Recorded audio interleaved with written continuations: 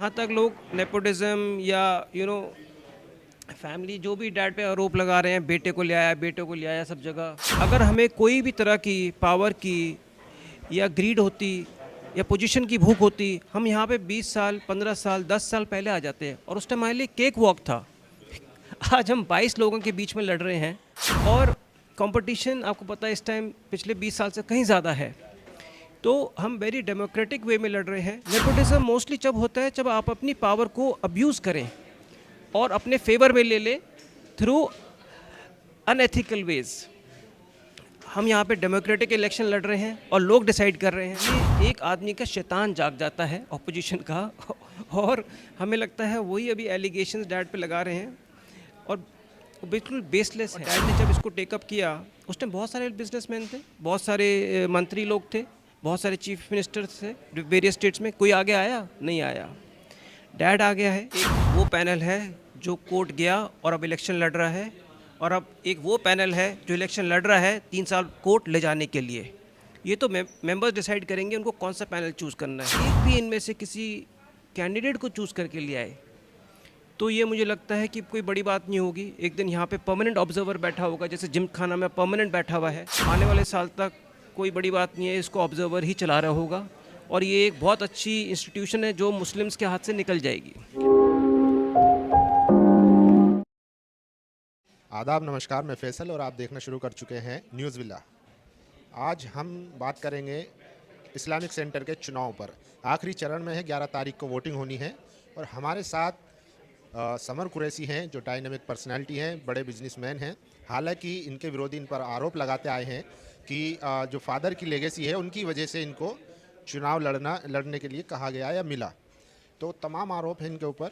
वो सारे आरोपों का आज इनसे सवाल करेंगे और इनके बारे में और जानने की कोशिश करेंगे कि आखिर समर कुरैशी को इस्लामिक सेंटर के चुनाव में कूदने की क्या ज़रूरत पड़ी। समर साहब, आपका खैर मकदम है हमारे चैनल में। अस्सलाम वालेकुम, बहुत बहुत शुक्रिया भाईजान। क्या कहेंगे?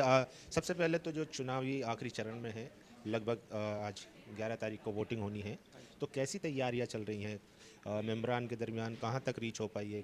क्या मतलब अभी प्रोसेस है? शुक्रिया। देखें, काफ़ी सारे अगर हमसे आप पूछें तो मीटिंग्स हो चुकी हैं विद इन इंडिया, चाहे वो कश्मीर हो, चाहे वो लखनऊ हो, चाहे वो मुंबई हो, और वेरियस सिटीज़ के अंदर, साउथ इंडिया के अंदर, हैदराबाद के अंदर। उसके बाद अब ज़्यादा फोकस दिल्ली में चल रहा है और दिल्ली में भी हमने काफ़ी सारे east north west south cover कर लिया है और हमें बहुत अच्छा रिस्पांस मिला है। क्योंकि एक मिलने से क्या होता है, जो लोगों के सवाल और शक होते हैं वो क्लियर होते हैं और उससे एक दूरियां पास में बदलती हैं और आदमी दिल से जुड़ता है और उस हिसाब से वो डिसाइड कर लेता है कि हमें देना है या नहीं देना। तो मुझे लगता है इस टाइम तक काफ़ी लोगों ने डिसाइड कर लिया है कि वो किस पैनल के फेवर में है और किस कैंडिडेट के फेवर में है। आप पर एक आरोप लगता है क्योंकि आपके फादर 20 साल खिदमत दी इस्लामिक सेंटर को, आज जहाँ भी है उसके पीछे सिराजुद्दीन साहब का बहुत बड़ा हाथ है। तो ऐसे में इन चैलेंजेस को कैसे देखते हैं जब लोग कहते हैं कि भाई फादर की लेगेसी है तो इसलिए मिल गया, अपना कुछ इंडिविजुअल इनका नहीं है। Samar Qureshi as a personality लोग नहीं जानते, इसको कैसे देखते हैं आप? कैसे इस चैलेंज को लेते हैं? यह बहुत अच्छा सवाल पूछा आपने और इसका जवाब हम बड़े दिल से देना चाहेंगे। देखिए, जिन लोगों ने हमारे फादर को धोखा दिया, कोर्ट गए उनके अगेंस्ट और केसेस किए, और हमारे फादर ने उनको 20 साल से एज अ फैमिली अपने बोर्ड में रखा हुआ था, पैनल में रखा। जब उनको ये धोखा मिला अपने गद्दारों से, तो हमने अपने फादर का दिल का, आंखों का दर्द देखकर उनसे बोला और शेयर किया। तो फिर यही उन्होंने कहा कि मैं भी चाहूँगा कि मेरा बेटा मुझे सपोर्ट करे, और हमने कहा डैड, हम आपके लिए खड़े हैं, जहाँ हमारी ज़रूरत होगी आप हमारे बिताएं। As a son I am there for you. तो उन्होंने चाहा आप भी हमारे पैनल को ज्वाइन करो, इलेक्शन लड़े। और जहाँ तक लोग नेपोटिज्म या फैमिली जो भी डैड पे आरोप लगा रहे हैं, बेटे को ले आया सब जगह, तो हम ये पूछना चाहते हैं कि क्यों आरोप लगा रहे हैं। देखें, अगर हमें कोई भी तरह की पावर की या ग्रीड होती या पोजीशन की भूख होती, हम यहाँ पे 20 साल 15 साल 10 साल पहले आ जाते हैं। और उस टाइम हमारे लिए केक वॉक था। आज हम 22 लोगों के बीच में लड़ रहे हैं और कंपटीशन आपको पता है इस टाइम पिछले 20 साल से कहीं ज़्यादा है। तो हम वेरी डेमोक्रेटिक वे में लड़ रहे हैं और हम इसलिए लड़ रहे हैं एग्जीक्यूटिव कमेटी पे, पोजीशन पे लोएस्ट पोजीशन है कि लोग, डैड ने कहा अगर आप चाहते हैं लोग आपको सीरियसली लें तो आप बॉटम से स्टार्ट करें और आप खुद तरक्की करें और लोग आपको खुद आगे आगे ले जाएंगे। तो इसलिए हमने स्टार्ट किया है बेसिक से, तो आप समझ सकते हैं। और देखें, जहाँ तक वर्ड नेपोटिज्म होता है, उसका काफ़ी एक तरह से मैं कहूँ समझने में कुछ लोगों को गलती हो सकती है। नेपोटिज्म मोस्टली जब होता है जब आप अपनी पावर को अब्यूज़ करें और अपने फेवर में ले लें थ्रू अनएथिकल वेज़।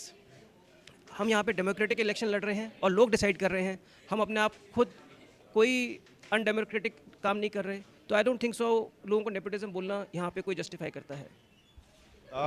चूँकि आपकी लेगेसी है, सिराजुद्दीन साहब आपके फादर हैं, तो जब बात आती है तो सवाल उठते हैं।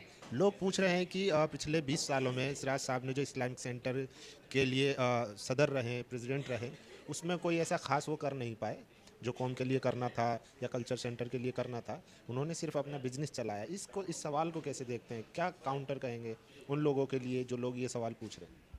देखें, हमारे फादर की बहुत कुर्बानी रही है 20 साल, बट क्या होता है जब इलेक्शन आ जाता है तो लोग सिर्फ फेक एलिगेशंस या नेगेटिव पार्ट ही आदमी का डिस्कस करना चाहते हैं और वो गुमराह करना चाहते हैं वोटर्स को। ये सारे इलेक्शंस में होता है, आप देखें, ज़रूरी नहीं है कि सेंटर के हो, किसी कॉन्स्टिट्यूशन क्लब का हो, चाहे देश के इलेक्शंस का हो।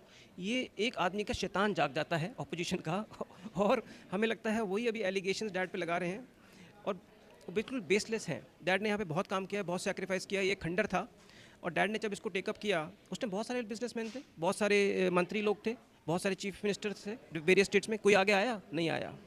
डैड आ गया है, यहाँ पे 50 लाख का उन्होंने फ़ंड दिया और उसके बाद 5 करोड़ की बैंक गारंटी दी 25 साल पहले। आप सोच सकते हैं 5 करोड़ की बैंक गारंटी आज कितने की होगी वर्थ? 40-50 करोड़ की। आज कोई 40-50 करोड़ की बैंक गारंटी देगा? हम पूछते हैं इस सेंटर में नया इंफ्रास्ट्रक्चर क्रिएट करने के लिए।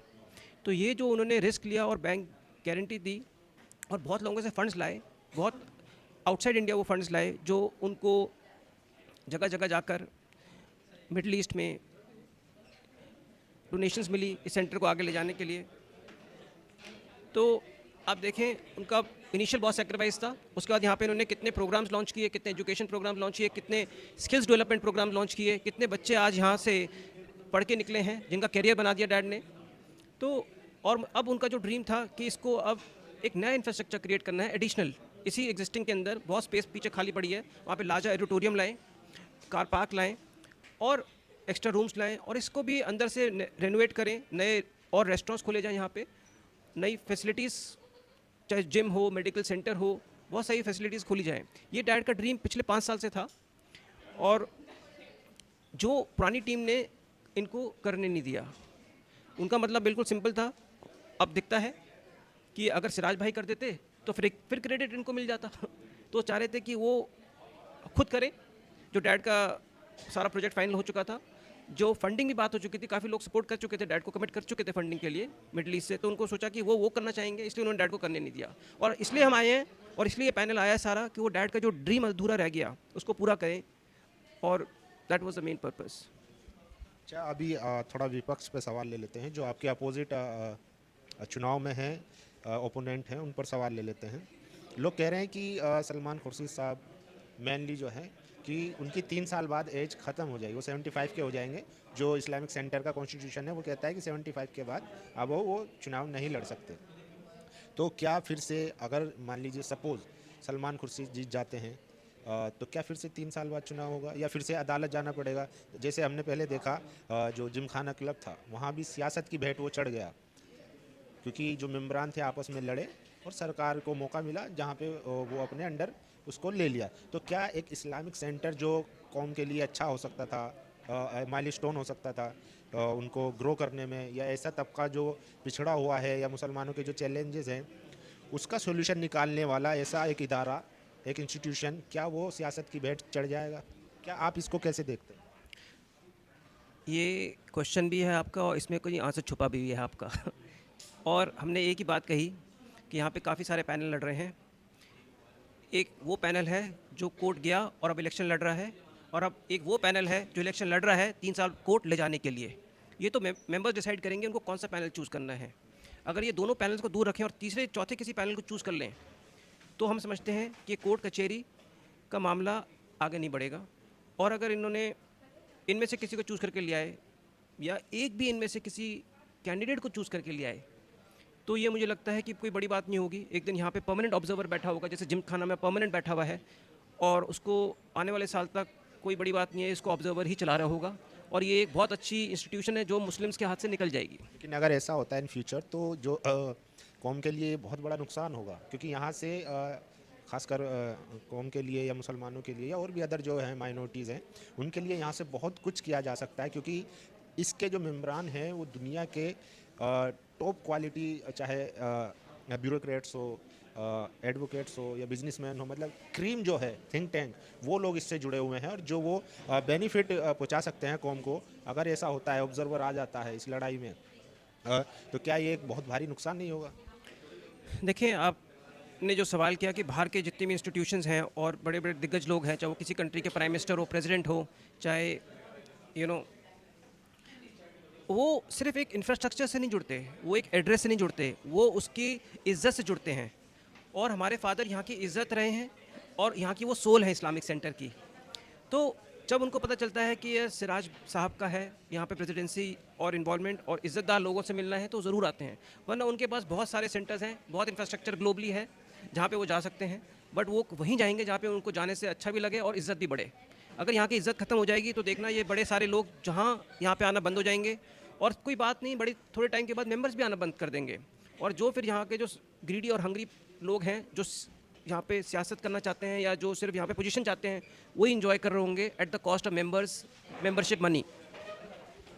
ये तो अब मैं आपके इंडिविजुअल पर्सनालिटी पे आना चाहूँगा। ये तो थोड़ा हो गया सियासी, क्योंकि आप पे आरोप लगता है। लोग, हम तो काफ़ी अच्छे से जानते हैं आपको, लेकिन कुछ लोग हैं जो मेम्बरान हैं या जो आवाम है वो शायद उतना बेहतर नहीं जानती हो, आपका पॉइंट ऑफ व्यू नहीं जानती होगी। इसलिए अगर समर कुरैशी को कहा जाए कि समर कुरैशी कौन है, विदाउट उनके फादर जो सिराजुद्दीन कुरैशी है, उनका नाम अगर हटा दिया जाए, तो इंडिविजुअल वो क्या है, आप उसको एलिब्रेट करिए। देखें, आप भी लीजिए भजन, हमने तो लिया। अच्छा, मैं तो लूँगा, आप लीजिए, पहले आप शुरू करें, आप भी बिस्मिल्लाह करें। देखें, जो लोग हम पे इल्ज़ाम लगा रहे हैं, जो हमारे बारे में फ़ेक और मिसलीड इन्फॉर्मेशन फैला रहे हैं, वो सिर्फ उनका बुखलाहटपन और डर है, हम ये समझते हैं। और शायद वो हमारे आने से डर रहे हैं, हमें नहीं लगता। हम जीत जाएंगे, हो सकता है उनको थोड़ा डर हो, बट हम जो ये समझते हैं असली डर यही है कि अगर बेटा अपने बाप के नक्शे कदम पर चलेगा तो जो उनके वेस्टेड इंटरेस्ट हैं वो सर्व नहीं कर पाएंगे और वो करने भी नहीं देगा। आने वाले टाइम में हम बिल्कुल अपने फादर की तरह ही चलना चाहेंगे, उनके प्रिंसिपल्स पे, उन्हें इनके इंटीग्रिटी सिस्टम्स पे, उनके वैल्यू सिस्टम्स पे, और उसको बरकरार रखेंगे। और जो उन्होंने कुर्बानी दी है, हम किसी को भी यहाँ पे आके उनकी कुर्बानी को नुकसान में चले जाए वो नहीं होने देंगे। उनकी कुर्बानी कल भी थी, आज भी, और आगे बेटा भी उस करेगा। और वही हम इसलिए आए हैं कि हम कम्युनिटी की खिदमत करें, कम्युनिटी मेंबर्स की खिदमत करें और सेंटर की खिदमत करें। अब आप मेरे बारे में पर्सनली जानना चाहेंगे, क्योंकि कुछ लोगों ने जो एलिगेशंस लगाए, तो क्यों लगा रहे हैं वो मैंने आपसे शेयर किया। अब रियल समर कुरैशी कौन है? रियल समर कुरैशी आप सबके लिए सन ऑफ सिराजुद्दीन कुरैशी है, but you should know me beyond son of Sirajuddin Qureshi. हमने दिल्ली से स्कूलिंग करी, I went to Saint Xavier's. उसके बाद हम चले गए Australia for business management. Monash University में हमने अपनी बिज़नेस मैनेजमेंट किया 3 साल। और वहाँ पे जब हम पढ़ाई कर रहे थे तो हमारे फादर्स के पास दौलत थी, घर में नौकर चाकर गाड़ियाँ सब कुछ था। फिर भी जब हम गए तो आपने एक वर्ड सुना होगा, आत्मनिर्भर। हमारे प्राइम मिनिस्टर मोदी जी ने इसका बड़ा प्रचार किया था कोविड के बाद। तो ये जो आत्मनिर्भर कल्चर होता है वेस्टर्न कंट्रीज में बहुत कॉमन होता है। तो मेरे फादर ने कहा, जैसे लोग यहाँ पे रहते हैं तुम भी रहो, मैं तो तुम्हारे लिए पैसे जितने बोलोगे भेज दूंगा, खुद कमाओ और खुद अपने आप को सस्टेन कर सकते हो, तो ये मेरे लिए एक बहुत गर्व की बात होगी। हमने चैलेंज एक्सेप्ट किया। और क्योंकि यहाँ पे आप ऐसा सोचते नहीं हैं कि वहाँ पे जाके हम फादर अगर रिच हैं तो बंदा सोचता है वहाँ पे जाके मेरी लाइफ अच्छी हो जाएगी, लग्जरी हो जाएगी और बेटर हो जाएगी, बट जाने के बाद हमने उस चैलेंज को जब एक्सेप्ट किया तो हमने मैकडॉनल्ड्स में जॉब ली। और वहाँ पे हमें काफ़ी लोगों ने भी एडवाइस किया और गाइड किया। तो हमने 3 साल मैकडॉनल्ड्स में काम किया, अपने वहाँ पे पैसे कमाए। वीकडे पे यूनिवर्सिटी, वीकेंड्स पे मैकडॉनल्ड्स, दिन में यूनिवर्सिटी, रात में मैकडॉनल्ड्स। मेहनत करके वहाँ पे झाड़ू लगाई, टेबल साफ़ करी, टॉयलेट साफ़ करी, बर्गर्स बनाए। As a crew you have to do everything. आप ये नहीं, ये जो आप कह रहे हैं ये फैक्ट है, ये कोई बनी बनाई बातें नहीं है। ये 100% फैक्ट है। आप चाहेंगे तो मैं आपको फ़ोटोज़ भी दे सकता हूँ और आपको कुछ मैकडॉनल्ड्स से जो मैंने अवार्ड्स जीते थे, अवार्ड्स भी जीते हैं जी, मैंने सफाई करने के अंदर अवार्ड जीता है। लेकिन लोग जो है बिलीव नहीं करते, जल्दी से वो सोचते हैं कि अरे बड़े बाप की बेटा है तो उनको क्या दिक्कत है। जो आम परसेप्शन है यही होता है। एग्जैक्टली बट वो ये नहीं समझते, अगर आपने पैसे की वैल्यू बचपन में सीख ली और आपके बाप ने आपको बचपन में ही सिखा दी, तो आपका ज़िंदगी में आप कभी भी अपने आप को इंडिपेंडेंट आप हमेशा फील करेंगे। आप हमेशा आपको चाहे सबकी पर सरपरस्ती हो, एज ए इंडिपेंडेंट जो आपका दिमाग चलेगा वो ज़्यादा करेजियस एंड कॉन्फिडेंस के साथ चलेगा, क्योंकि आपने अपने आप को बचपन में ही ट्रेन कर लिया था टू बी सेल्फ सफिशिएंट, आत्मनिर्भर। और अगर आपने झाड़ू लगा ली और प्लेटें साफ़ कर ली, चाहे वो आपके दुश्मन आए हों, दोस्त आए हों, तो वो जो आपके अंदर एक प्राइड होती है, ईगो होती है, बचपन में टीन्स के अंदर जो आपके अंदर गर्म खून होता है ना, वो सब वहीं पिघल जाता है। और वो झाड़ू सिर्फ आप टेबल की या फ्लोर की नहीं लगाते, आपके दिमाग की खुद ही आप लगा लेते हैं कि आप देखते हैं कि ज़िंदगी को कितने करीब से, कितनी जल्दी आप कितने करीब से देख लेते हैं। और ये जो एक्सपीरियंस होता है ना, ये आपको $10 या $10,000 नहीं सिखा सकता। ये आपको एक्सपीरियंस खुद ही लेना पड़ता है। You have to come down, leave your pride, leave your family name and say कि I am myself and I can be I am inspired from my father. And उनका हार्ड वर्क देख के आप कहोगे कि मैं भी ज़िंदगी में हार्ड वर्क करना चाहता हूँ, और हमने आपको अपने से ही ट्रेन किया है। ये देखिए, ये समर कुरैशी हैं जो ऑस्ट्रेलिया जाते हैं पढ़ाई करने, लेकिन वहाँ पर खुद से काम करते हैं और सरवाइव करते हैं। ये सिर्फ ज़िंदगी का लेसन सीखने के लिए ये करते हैं। बाकी आप जानते हैं कि सिराजुद्दीन कुरैशी साहब का जितना बड़ा नाम है, जितने बड़े बिजनेसमैन हैं, उनके होते हुए इनको कुछ भी करने की ज़रूरत नहीं थी। लेकिन फिर भी चूँकि खुद से सीखना है, खुद से ज़िंदगी कैसी चलानी है, वो सारी चीज़ें एक्सपीरियंस करनी थी, इसलिए मैकडोनल्ड में इन्होंने काम किया। जी, मैं आपको पुरानी फोटो दिखाता हूँ। ये देखिए, ये तस्वीर आपकी। ये हमारी तस्वीर है, हमें मैकडॉनल्ड में झाड़ू लगाते हुए, सॉरी बर्गर बनाते हुए। ये आप देखें, झाड़ू लगा रहे हैं हम, ये हम झाड़ू लगा रहे हैं, मैकडॉनल्ड में पोछा लगा रहे हैं। और यहाँ पे हम ये ना मैकडॉनल्ड्स की यूनिफॉर्म के अंदर आप देखें, काउंटर के ऊपर बर्गर सर्व कर रहे हैं कस्टमर्स को। और चलिए, ये आप हमें शेयर कर दीजिएगा। शेयर भी कर लूँगा। ये देखें, मैकडॉनल्ड्स में हमने सुपर ओलंपिक के अंदर हमें ये रिकॉग्निशन मिली, अवार्ड मिला। अब इसको लोग अगर मजाक बनाना चाहें और कहें कि सब कुछ झूठा है, तो बहुत शर्म की बात है। उल्टा उनको ये कहना चाहिए कि भैया चाहे करोड़पति हो, चाहे कितने भी बड़ी आपकी औलाद है, अगर आप खुद जाके ये काम करें और खुद सीखें, अपने पैसों पे खुद खड़े हो जाएं और अपनी एजुकेशन को खुद ही फंड कर लें और अपने खर्चों को खुद ही फंड कर लें, तो ये आपको एक चाय और कॉफ़ी के प्राइस का भी डिफरेंस समझा देती है। वरना शायद आदमी को कभी भी ये चीज़ें बहुत लेट लाइफ में समझ में आती हैं, और मुझे लगता है जब तक समझ में आएंगी तो कई बार बहुत लेट हो जाता है। तो हमारी कंट्री में थोड़ा ये फ़र्क है बाहर की कंट्रीज़ को लेकर, और ये हमने वहाँ पे सिर्फ पढ़ाई ही नहीं करी, ज़िंदगी की हकीकत भी सीखी एजुकेशन के साथ साथ, which I am good should say thankful to my father. क्योंकि और भी अमीर बच्चे आए, मैं आपको बताऊँ, बट उनको बड़ी शर्म आई ये काम करने में, कि उनको सिर्फ $10 दिखते थे। आपको नहीं लगा कि मैं तो सिराजुद्दीन कुरैशी साहब का बेटा हूँ, मैं कैसे झाड़ू लगा सकता हूँ, मैं कैसे किसी को सर्व कर सकता हूँ? ईगो में कभी ठेस नहीं पहुँची? देखिए, आपका क्वेश्चन बहुत जेन्युइन है और मैं इसका बड़ा जेन्युइन आंसर दूंगा आपको। जब आप शुरू में झाड़ू पकड़ते हैं तो ये आप नहीं सोचते कि इसमें मैंने कुछ सीखना है।